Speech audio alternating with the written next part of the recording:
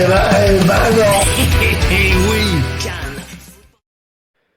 Alors, ma première question, c'est celle-ci. Poste vacant à droite, réel problème, ben oui, ben non. Reg, Ben non. Milton, Ben oui. Sid. Ben oui. Ah, je remets dans le contexte avant de passer la parole à Reg parce qu'il aime bien quand il est seul face au peuple. Effectivement, tout à l'heure, Reg, tu as dit toi-même, hein, Hmm. on pensait que l'équipe allait changer, puis finalement non. Alors, c'est toujours la même équipe, à l'exception d'un seul poste où on a vu passer Joachim Torres, où on avait passé Ibrahim Sunusi, et puis là, on vient de voir passer Ahmed Hamdi. Je parle bien sûr de ce poste un peu hybride que parfois nous-mêmes à l'émission, on n'arrive pas tellement à positionner, mais c'est la personne qui va se trouver en haut à droite sur le schéma, donc un petit peu devant Johnston, mais aussi un petit peu dans l'axe, comme un espèce d'électron libre, on va appeler ça comme ça. J'ai demandé est-ce que c'est un réel problème, tu as dit non. J'aimerais savoir pourquoi, Reg. En fait, c'est pas un réel problème En fait, je considère que c'est un poste, comme tu as dit, tu as 3 joueurs Mais c'est qui trois joueurs sont... complètement différents. Je suis d'accord avec toi, mais ils apportent quelque chose de différent. Et en fait, je trouve, en fonction de l'adversaire, en fonction du match, je pense que justement, Wilfried Nancy peut jouer avec cette flexibilité-là. Et c'est un poste à prendre. Donc, ils pourront se battre à l'entraînement et le plus méritant, en fait, aura ce poste. Puis au final, ce poste-là, souvent, ça peut devenir en fait quelqu'un qui sort et ça peut être Kai Kamara qui prend ce poste-là. Puis au final, il va plus en pointe et on se retrouve avec 2 attaquants, avec Mihailovic un peu en 9,5 et 10. Donc, c'est pour ça que je trouve que ce mec-là, que ça soit Hamdi, qui a une touche plus technique, un peu plus lucide, je te dirais, que des feux follets comme Torres et Sinoussi Ibrahim, bah, je pense pas que c'est un problème. Au final, tu as des joueurs qui reviennent de blessure, puis le poste, celui qui le veut, qui est plus performant, le prendra. Donc, je vois pas en quoi c'est un problème pour moi. Ok, très bien. Nilton, toi, tu as un petit peu hésité, mais tu as finalement dit oui, c'est un problème. Est-ce que c'est par rapport à l'équilibre de l'équipe ou par rapport aussi, comme tu l'as dit, tu sais, le joueur qui va être mis à ce poste-là, comme l'a souligné Reg, va apporter quelque chose de différent. Mais est-ce que c'est dans la continuité de changer comme ça tout le temps ou de ne pas avoir son titulaire? C'est un problème? Mais moi, j'ai été extrêmement surpris de voir Hamdi amené dans ce match-là, dans le premier 45 minutes, dans un poste. C'était une nouvelle configuration pour ce match-là. Hamdi n'était pas là pour occuper le même rôle de Torres ou celui Non, de c'est sûr. Sunusi dernièrement. On a joué un espèce. Là, le couloir droit était occupé par Johnston. Mhm. Et défensivement, c'était un 5-2-3, des fois un 5-4-1. Et le fait qu'il n'y a pas un gars qui s'est installé du côté droit, contrairement à Lassie qui s'est installé du côté gauche, fait en sorte que les premiers 45 minutes, le fait qu'on n'a pas eu de possession de balle, c'est que les automatismes, justement, ils n'étaient pas là. Hamdi avait l'air très, très, très perdu. Des fois, il était plus haut que Kyoto. Il était dans une espèce entre deux zones défensivement, offensivement aussi. C'était compliqué. Et ça devient un problème si, d'un match à l'autre, vu qu'on n'a pas réglé ce profil-là à droite, on est obligé de bricoler un peu. Dès qu'on est arrivé avec Torres à la deuxième demi, là, on a vu un jeu beaucoup plus fluide offensivement. Tandis qu'il y a eu des ballons perdus en première demi, justement parce que ce poste-là qui reste vacant à droite cause des problèmes à la construction du jeu. Donc, selon moi, tant que ça, c'est pas réglé, puis ça ne me dérange pas qu'il peut avoir une certaine rotation. Mais si le rôle reste le même, là, il n'y aurait pas de problème. Sid, je te lance sur ce que dit Alix, c'est assez pertinent, je trouve. S'il les fait sortir, donc Wilfried, ces gens-là, au bout de la 45e minute, c'est arrivé à Sunusi, c'est arrivé aujourd'hui à Hamdi, bah, est-ce que c'est que lui-même n'est pas sûr? Est-ce que c'est ça qui te dérange aussi parce que toi, tu as dit oui, c'est un problème. Est-ce que c'est ça aussi? C'est certain dans le style de coaching de Wilfried Nancy qui est quand même conservateur sur son 11 partant, que s'il y en avait un qui donnait pleinement satisfaction, il se serait installé On est et d'accord. il ne serait pas en train de faire autant de rotations au niveau de ce poste. Donc, il y a un problème. Est-ce que c'est un problème qui est grave? Non, pas pour le moment, parce qu'on est dans des configurations où Montréal arrive à se débrouiller sans que ce troisième joueur soit performant. hormis, je dirais, Kai Kamara, en tout cas, je considère vraiment que lui, en troisième joueur, est performant.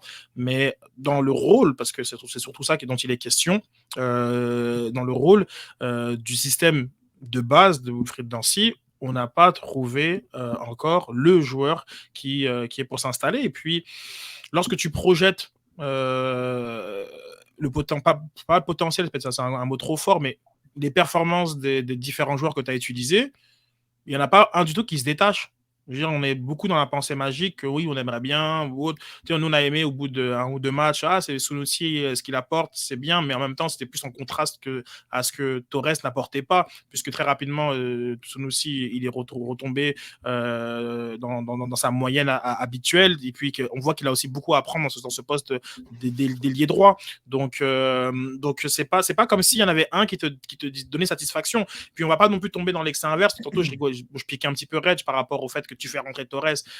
Mais comme Torres, je veux dire, il a souvent été titulaire, puis on a souvent, ici ou même ailleurs, de toute façon, dit que Torres... Il est titulaire, c'est un problème. Moi, le premier, même. Ouais, c'est compliqué. D'ailleurs, c'est lui qui nous avait dit que Torres, à droite, était potentiellement un problème, et nul autre que notre ami Sofiane.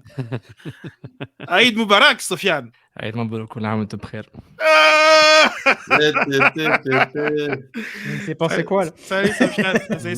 Sauf, est-ce que tu as de la lumière ou... Hein? Non, il est dans le darkness encore. Dans l'esprit.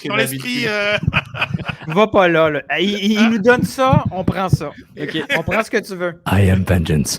Ah, voilà. Non, soit amour. En tout cas, juste aujourd'hui pour l'Aïd. Mais un truc. On parlait du poste droit, Sofiane, et puis c'était intéressant parce que tu avais souligné il y a peut-être 3 semaines, je me souviens, lorsqu'on avait une discussion sur Alistair Johnson, où tu nous parlais de ce poste droit qui était sûrement le vrai problème de Johnston avant qu'il enchaîne ses bonnes performances. Ouais. Et puis moi, je pense que oui, je crois que c'est un problème, mais pas grave en soi, Julien, pour répondre à ta question, donc, d'où l'hésitation. Mais c'est pas un hasard si on est encore en train de se poser des questions. Et si, par exemple, je vous dirais que pourquoi pas un Chouanière, tant qu'à avoir utilisé un Hamdi et qu'on soit encore à des pourquoi pas et que chacun il va de son chouchou, si je puis dire, ça montre quand même que dans ce poste-là, il n'y a pas beaucoup de garanties pour le moment. Mais c'est pour ça. Mais tu sais qu'en y repensant, je me suis toujours demandé pourquoi il n'a pas lancé un Lassi sur ce côté-là, tu vois. Droitier. Non mais tant qu'à faire, genre, tu sais. Il est déjà assez perdu à gauche avec ses responsabilités. Non, mais là, tu lui donnerais une vraie vocation offensive. Non, mais c'est le classique. On voit ce qu'il fait Wilfried. Il fait les joueurs côté opposé. C'est ça qu'il veut. Donc, Torres, il est à droite pour une raison, parce que c'est le... Ouais, bon, on n'est plus en 2001, là, où c'était la mode de mettre des joueurs sur leurs faux pieds, là, avec Robben. Là, et Ribéry. Robbery. The robbery. That's over. Genre, c'est plus... Ouais. Mais je fais juste observer les faits, moi. Non, je suis d'accord. Mais après, cette équipe, au final, elle s'est trouvée une profondeur. Donc, c'est pour ça que je n'arrive pas à comprendre pourquoi c'est un problème. Il n'y a que des gars dans cette équipe-là. Il y a des mecs qui sont faits pour jouer. Peut-être Torres, et tu fais bien de le souligner, Sid, c'est quelque chose que j'ai toujours dit. Torres n'était pas à la bonne chaise. Il y a eu le petit élément de surprise l'année dernière quand il est rentré dans l'alignement pour remplacer Kyoto. Il faisait un peu n'importe quoi. Ça fonctionnait. Il était un peu foufou. C'était cool, tu vois, mais là il est à sa place maintenant, en fait. C'est un mec il peut commencer, il peut rentrer, ça varie, il peut pas être un titulaire indiscutable, c'est pas Kyoto Torres, tu vois. Donc je pense que cette équipe-là qui est pas... Il y a peu d'équipes dans la ligue qui ont 11 joueurs qui sont à des postes, puis ils ont des certitudes à chaque poste, tu vois. Je pense que dans cette équipe-là, il y a quand même des certitudes à des postes clés. Je pense que la défense, c'est réglé. Le milieu de terrain, je pense maintenant, avec un Koné Wanyama en double pivot, c'est calé. Mihailovic, c'est calé. Kyoto en santé, c'est calé. Et puis le reste, on voit un peu qui est en forme et qui peut prendre la place pour être performant dans le moment demandé, en fait. Merci. Ok.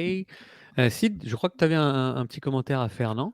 Oui, en fait, c'est Danny S qui, effectivement, je trouve que c'est très Ouais, intéressant ce aussi. qu'il dit. Ouais, ouais. La rotation peut faire travailler en attendant Toy, qui, effectivement, lui, lorsqu'il était là, était pas mal installé dans cette attaque Chez deux montréalaise. attaquants. Donc, à voir dans quel état il va revenir aussi. Mais d'ailleurs, j'étais à l'entraînement tantôt et il travaillait. Et puis, Ah, il a repris le terrain, c'est bon? ouais, il parle pas l'entraînement collectif pour Ah le oui, ok. moment. Mais oui, si tu entends par le terrain qui était physiquement sur le terrain, oui, tu as raison. Mais pas l'entraînement collectif pour le moment. Mais je trouvais comme Piet, je trouvais qu'il travaillait très fort. Piet, c'en est un que j'ai pas mal observé dans son retour au jeu. Et je sais pas, c'était vraiment particulièrement impressionnant. Tu vois, il y en a qui. Je mettrais Torkelson aussi dans ce mix-là de joueurs qui, lorsqu'ils étaient dans du spécifique, je trouvais que c'était assez c'était impressionnant. Mais pour l'instant, non, il n'est pas encore là. Et oui, Danny, tu fais bien de parler de Toy. Et Kyoto, lui, ça allait bien parce qu'il il se tenait encore la cuisse en fin de match. Là. Non, d'ailleurs, tiens, comme la réponse à mon teasing de ce matin, Kyoto, waouh, quel mauvais perdant, lui. Incroyable. Quel Non. choc, quelle surprise. Parce que là, aujourd'hui, c'était beaucoup des tennis-ballons. C'était que des Récupération. voilà, effectivement, l'entraînement du lundi, généralement, c'est axé sur la récupération. C'était pas mal impressionnant. C'était dans les niveaux C'est pas agréable. de Djibril Cissé dans un match caritatif. Tu sais, puis allez, je vous laisse deviner, parce que je suis sûr que vous allez trouver, mais je vous laisse deviner pareil. Qui était le deuxième ou aussi l'autre premier mauvais perdant? George. Mihailovic. Vous êtes bon, vous êtes très bon. Ah, Mihailovic, c'est Mais non, il y en a un autre qui s'insère et je suis sûr que vous allez le trouver. Breza? Moi, j'aurais dit Rudy aussi. Rudy. Ouais, Wow. Rudy. Ouais. C'est les trois pires et aussi meilleurs joueurs de l'effectif, et c'est fascinant parce que je veux dire, Rudy Camacho, à un moment donné, il y a eu une situation, un truc, un call. Mais on parle de tennis ballon. Et puis tu le voyais comme sur le retour, parce que les joueurs titulaires, eux, ils ont une séance écourtée. Il en parlait encore. il en parlait. Il lâche pas l'affaire. Il lâche pas l'affaire. Mais bon, mais c'est aussi. C'est pas anodin non plus. Genre, cette compétitivité chez certains joueurs, c'est généralement un signe plutôt positif. Mais pour leurs coéquipiers. Quand ça va bien, c'est pas grave. Hein, merci de ces insights, Sid. C'est toujours très intéressant que tu puisses suivre et couvrir les entraînements du CF. On va passer. T'imagines s'il dit ça, puis il perd 4 matchs de suite. T'imagines le tollé que ça arrive sur Twitter? Oh mon Dieu. C'est vrai, t'as raison. Mais il y a vraiment une très bonne humeur. C'est vrai. Pour le coup, puis c'est rare que je le dis, parce que de toute façon, les entraînements, c'est pas non plus, c'est pas la cour de récré. Mais là, c'était vraiment la cour de récréation. Même si j'ai, genre, comme tu vois, comme pour dire que le travail de Jules est quand même, c'est quand même de haut niveau. J'ai mis du temps à remarquer que dans les ateliers de tennis ballon, le filet n'était pas au même niveau à chaque fois. Et donc, en fait, finalement, tu travailles des zones différentes dans ta motricité. Et c'était notamment des petites choses qui disent, OK, donc tu n'es pas non plus juste en train de jouer, même si c'était relax. Et comme Kamal Miller nous l'a dit tantôt en entrevue exclusive pour le Cannes Football Club. Ensuite, ils sont partis au gym, donc compléter le travail du renforcement musculaire. Mais pour le coup, c'est vrai que c'était une très, très bonne ambiance à l'entraînement. Ça rigolait beaucoup. Et oui, là, on a un petit côté du prochain débat que je ne vais pas spoiler. Mais